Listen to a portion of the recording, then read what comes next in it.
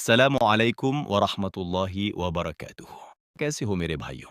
उम्मीद है आप सब खैरियत से होंगे। मेरे दोस्तों, आज हम बात करने वाले हैं उस महीने की जिसे रहमत का महीना कहा जाता है, जिसे मग़फ़िरत का महीना कहा जाता है और जिसे जहन्नम से आज़ादी का महीना कहा जाता है। जी हाँ, मैं बात कर रहा हूँ रमज़ान उल मुबारक की। मेरे प्यारे भाइयों, रमज़ान सिर्फ़ भूखे प्यासे रहने का नाम नहीं है। रमज़ान अपने नफ्स को काबू करने का नाम है।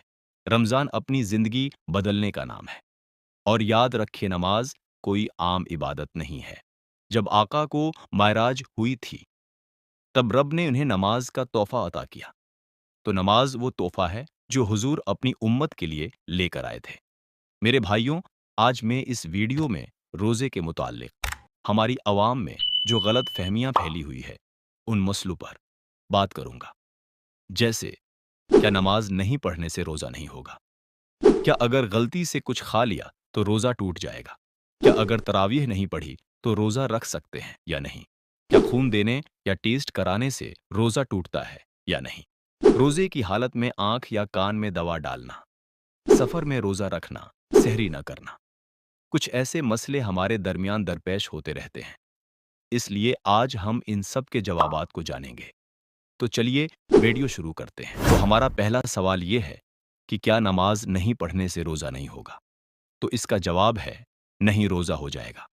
क्योंकि नमाज एक अलग फ़र्ज़ है और रोज़ा एक अलग फ़र्ज़ है। मगर रोज़े की रूहानियत और उसकी बरकत हमारे अंदर पैदा नहीं होगी। रोज़ा सिर्फ़ भूखा रहने का नाम नहीं, रोज़ा तक़वा पैदा करने का नाम है और तक़वा नमाज के बग़ैर मुकम्मल नहीं होता। इसलिए रमज़ान में सिर्फ़ रोज़ा रखने पर खुश मत हो जाइए, बल्कि नमाज की पाबंदी भी ज़रूर कीजिए। दूसरा सवाल ये है कि गलती से कुछ भी खा लिया तो क्या रोज़ा टूट जाएगा? तो ऐसा भी नहीं है।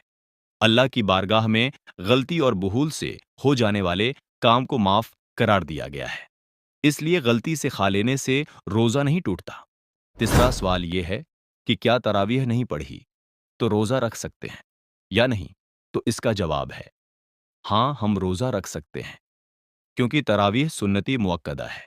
इसलिए अगर हम किसी परेशानी की वजह से तरावीह नहीं पढ़ पाते हैं, तो हम रोज़ा रख सकते हैं।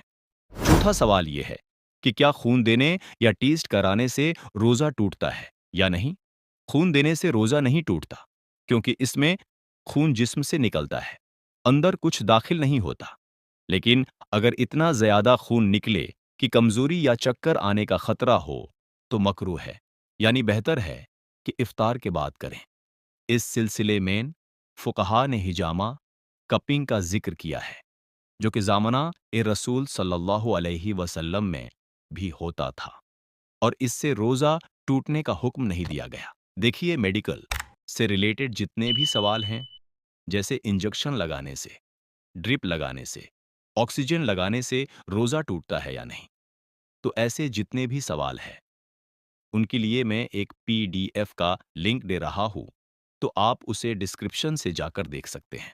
पाँचवा सवाल ये है कि सफ़र में रोज़ा रखना कैसा? इस सवाल का जवाब मैं आपको बड़े ही आसान लफ्ज़ों में देने की कोशिश करूँगा।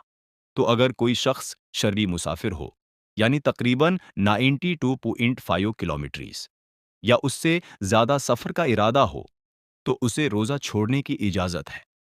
अगर सफ़र में मशक्क़त न हो, तो रोज़ा रखना अफ़ज़ल है। अगर सख्त तकलीफ़ या कमज़ोरी हो, तो रोज़ा छोड़ देना बेहतर है। लेकिन बाद में इन रोज़ों की क़ज़ा रखना लाज़िम यानी फ़र्ज़ होगा। छठा सवाल यह है कि सहरी न करना। जी हाँ, अगर किसी वजह से सहरी नहीं कर पाते हैं, तो भी हम रोज़ा रख सकते हैं।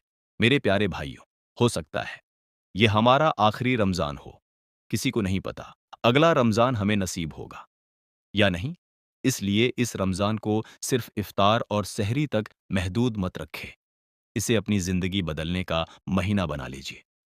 अल्लाह से दुआ है कि वो हमें इस रमज़ान की कदर करने की तौफ़ीक दे, हमारी मग़फ़िरत फ़रमाए और हमें जन्नतुल फ़िरदौस अता फ़रमाए।